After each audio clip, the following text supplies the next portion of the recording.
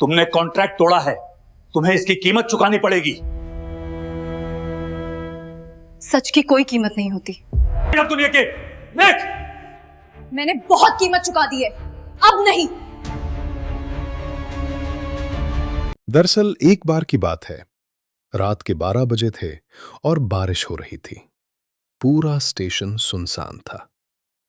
निशु अकेले ही स्टेशन के कोने में बेंच पर बैठी थी। बारिश तेजी से पड़ रही थी। निशु पूरी तरह से भीग चुकी थी और वो जोर से कांप रही थी। वो पूरी तरह अकेली थी। उसके हाथ में एक पुरानी डायरी थी। वो उसे बार बार खोलती और बंद कर देती, जैसे मानो उसकी पूरी जिंदगी उसी डायरी में हो। चलो उसके फ्लैशबैक में चलते हैं। निशु एक छोटे से गांव की रहने वाली लड़की है। वो हर वक्त अपने मन में कुछ न कुछ गुनगुनाती रहती, जैसे मानो उसकी पूरी दिलोजान गानों में ही बस चुकी हो। निशु की आंखों में सपने थे और दिल में जुनून था। तभी एक दिन ऐसा हुआ जो किसी ने सोचा भी नहीं था। उसकी मां अचानक बीमार पड़ गई। डॉक्टर ने कहा कि ऑपरेशन जरूरी है, लेकिन उसके लिए 2 लाख रुपए लगेंगे। ये सुनकर निशु अंदर से हिल गई। उसने सोचा, 2 लाख रुपए कहां से लाऊंगी? लेकिन निशु ने हार नहीं मानी। वो हर दरवाजे पर गई, लेकिन किसी ने उसकी मदद नहीं की। निशु मायूस होकर जा रही थी, तभी उसके पास एक आदमी आया। आदमी बोला, मैं पैसा दे दूंगा। निशु की आंखों में आंसू आ गए। तभी आदमी ने कहा, बदले में तुम्हें मेरी कंपनी में 3 साल का कॉन्ट्रैक्ट साइन करना होगा, और जो मैं कहूंगा वही तुम गाओगी। निशु सब समझ गई। उसने कॉन्ट्रैक्ट पर साइन कर दिया और रोते हुए बोली, मेरा सपना अब मेरा नहीं रहेगा। अगले दिन निशु स्टेज पर गई और गाना गाया। उसने अपने गाने से सभी लोगों का दिल जीत लिया। लेकिन सच ये था कि वो अपनी आवाज की मालिक नहीं थी। निशु वही गाती थी जो कंपनी उसे गाने के लिए कहती थी। अब उसकी पहचान और आजादी सब कुछ उससे छिन चुका था।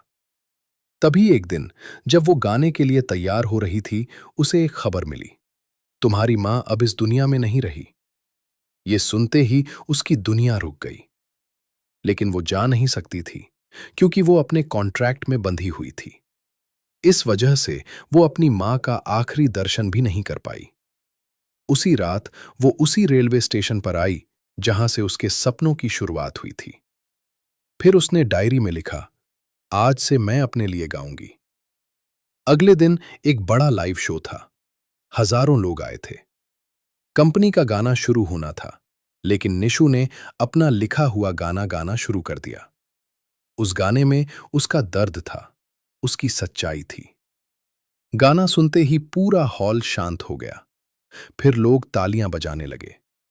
देखते ही देखते पूरा हॉल खड़ा हो गया और लोग चिल्लाने लगे, निशु, निशु, निशु। तभी कंपनी का मालिक बोला, तुमने कॉन्ट्रैक्ट तोड़ा है और तुम्हें इसकी कीमत चुकानी पड़ेगी। निशु ने कहा, सच की कोई कीमत नहीं होती।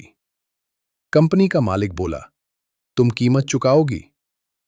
निशु ने जवाब दिया, मैं बहुत कीमत चुका चुकी हूं, अब नहीं। कंपनी वाला चुप हो गया। कुछ महीनों बाद निशु अब किसी कंपनी की आवाज नहीं थी। वो अपनी खुद की पहचान बन चुकी थी। अब वो केवल गाना नहीं गाती थी, वो सबके दिलों की आवाज बन चुकी थी।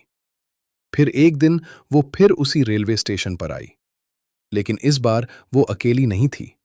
उसके साथ हजारों लोग थे।